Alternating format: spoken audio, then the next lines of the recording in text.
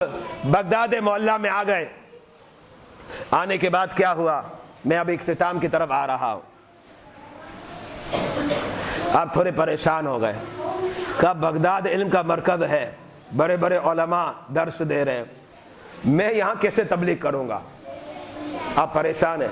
49 برس کی آپ کی عمر ہے, آپ خاموش رہے. آ تو گئے, ابھی تبلیغ کا آغاز نہیں کیا, درس واعظ کا آغاز نہیں کیا. ایک مرتبہ فرماتے ہیں, میں ابھی 605 میں مبتلا تھا تجسس میں, کیسے میں یہاں بیان کروں گا؟ یہ ایسے سے بڑے بڑے علماء بیٹھے ہوئے ہیں کہ جب ان کی زبانوں سے لفظ نکلتے تو ایسے لگتے گلاب کے پھول نکل رہے ہیں. ان کے درمیان شیخ عبد القادر جیلانی بیان کرے گا؟ کیسے بیان کرے گا؟ فرمایا ظہر کی نماز سے قبل کا وقت تھا, میری آنکھ لگ گئی, خواب میں پیارے مصطفیٰ کا دیدار ہو گیا. میرے آقا علیہ الصلوۃ والسلام نے فرمایا بیٹے کیا بات ہے, تبلیغ کے ارادے سے بغداد میں آئے تھے, تبلیغ نہیں کر رہے؟ سرکار بغداد نے فرمایا یا رسول اللہ صلی اللہ علیہ وسلم, میں تو اجمی ہوں, میری مادری اور پدری زبان عربی ہے بھی نہیں, فارسی زبان ہے میری, اور یہاں تو عربی زبان کے بڑے بڑے ایکسپرٹ اور ماہر موجود ہیں, ان کے درمیان میں کیسے بیان کروں گا؟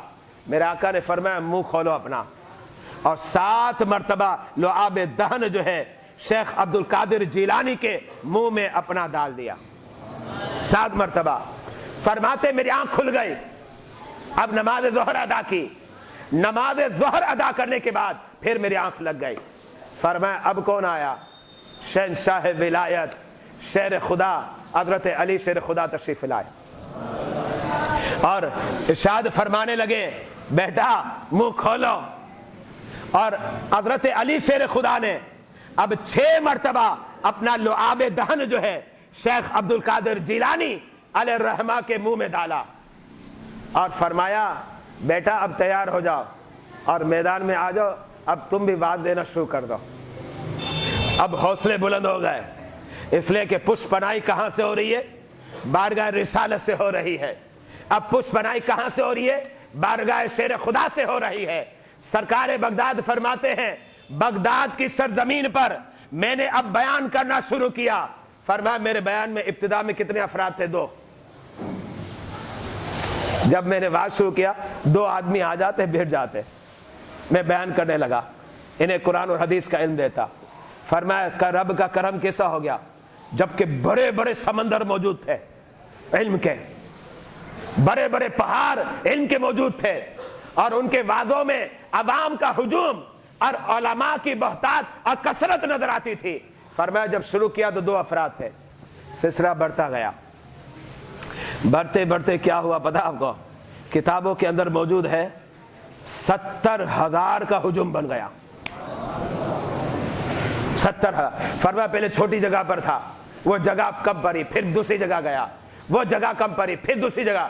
فرمایا پھر تو شہر کے باہر چلا گیا تھا میں, اور وہاں جو ہے باقاعدہ اسٹیج لگ رہا ہے اور میرا خطاب ہو رہا ہے.